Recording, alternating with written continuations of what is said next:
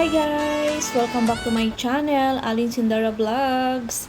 So for today's video ay magsasaing lang naman tayo ng ating kakainin. Kaya lang, ang kaibahan nito ay gagamit tayo ng low carb na rice cooker. So yung ating kanin ay i-steam natin. So dito guys ay hinugasan ko na ngayong ating bigas. Tapos dito naman yung kanyang kaldero. So, maglalagay na tayo ng kaunting tubig. Yan, bawasan natin. Kailangan guys, yung tubig niya ay umapaw lang ng konti doon sa bigas. So, yung bigas ko pala guys ay brown rice, black rice, at saka yung red rice. And then, naghalo din ako ng kalahating kilo na white rice. Iyon yung maharlika.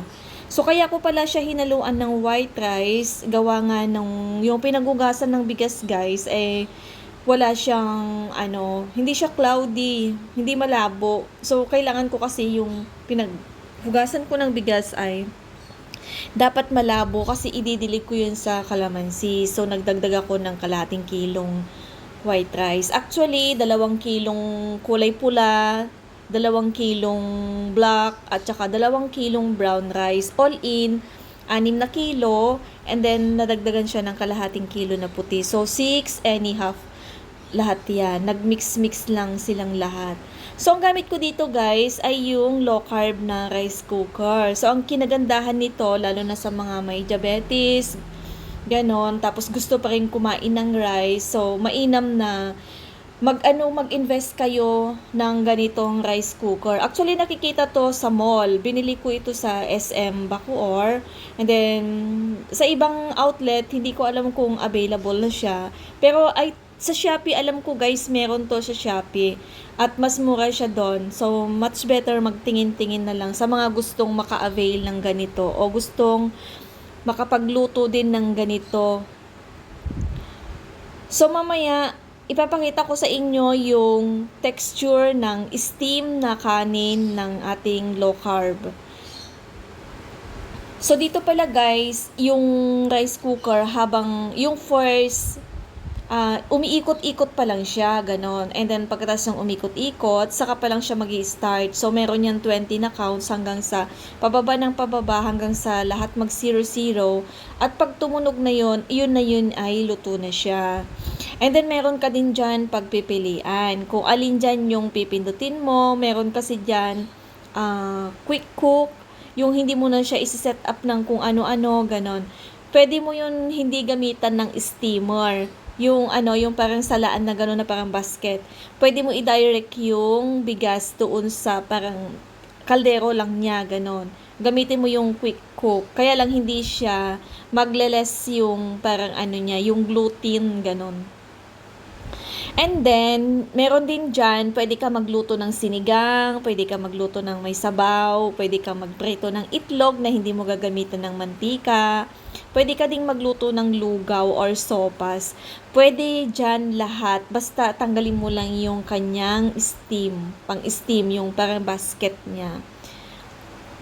So, ganun lang siya kadali guys gamitin. Actually, nabili ko ito sa SM Bacoor, matagal-tagal na din. Then, ang price niya nasa isang video ko na in-upload ko lang kailan lang. At nandun din kung paano siya gagamitin. So, dito pala sa gilid-gilid guys, i-flex ko na din kasi meron akong mga gulay-gulay dyan. Actually, panghalo ko yan dun sa lulutuin ko na aking pinapakulo ang pork chop. Ayan o, pinapakuluan ko yung pork chop hanggang sa lumambot. Tapos, pagka wala ng sabaw yan guys, magpuputok-putok na. Doon ako mag-start nagigisa. Ihahalo ko yung mga gulay na nasa paligid niyan. Pero, except yung talong. Kasi yung talong ay piprituhin natin siya mamaya. Naka-separate yan na ating uulamin. So, malapit nang maluto guys, no, yung ating kanin. So, sa mga hindi pa pala nakapag-subscribe kay Alin Sindara Vlogs, please subscribe. Lalo na pag nagustuhan mo ang video ito, please mag-comment ka, mag-subscribe, i-like, and then pwede mo din siyang i-share para makatulong ka din sa aking YouTube channel.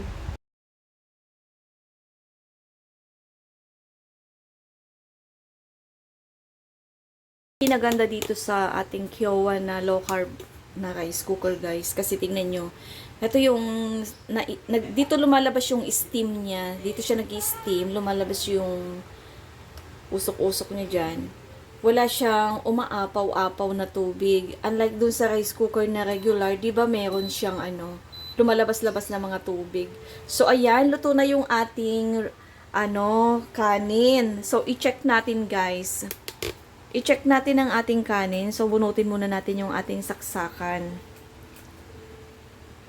Wait lang. So, ayan. Pinatay na natin. In-off na natin ang ating saksakan. So, i-check natin yung ating kanin kung ipakita ko pala sa inyo yung kanin niya, ang texture niya. So, ito ay naka-steam. So, ito na. Tadan! O, diba? Ayan, dito yung ating rice cooker ay meron siya ditong rubber. Kaya hindi yan lumalabas ang tubig doon sa labas. So, i-check na natin yung ating kanin. Teka, ilapit ko.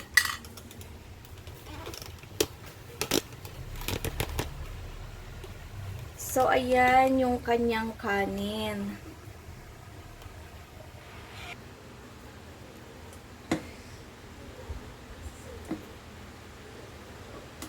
So, i-check natin pala ha. Mainit pa. Yan, angat-angat. Oh, ayan guys, oh. Yun yung nasala niya sa ilalim. So, ano yung kulay dun sa ilalim na sinala niya? So, i-check natin. Ipakita ko sa inyo. Ito na yung kanyang kulay. So, pagka regular rice, ang ginamit natin, magiging kulay puti ito na malapot.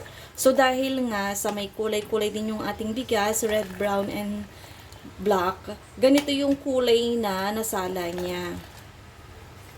So, hindi ko yan tinatanggal kasi kapag hindi natin naubos yung kanin, pwede nating initin. So, balik. So, ayan. Tingnan natin yung ating kanin, ha. Pakita na ulit natin. So, paulit-ulit, no, guys? Tingnan mo siya.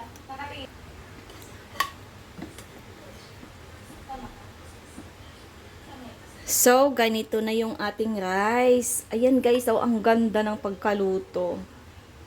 Oh.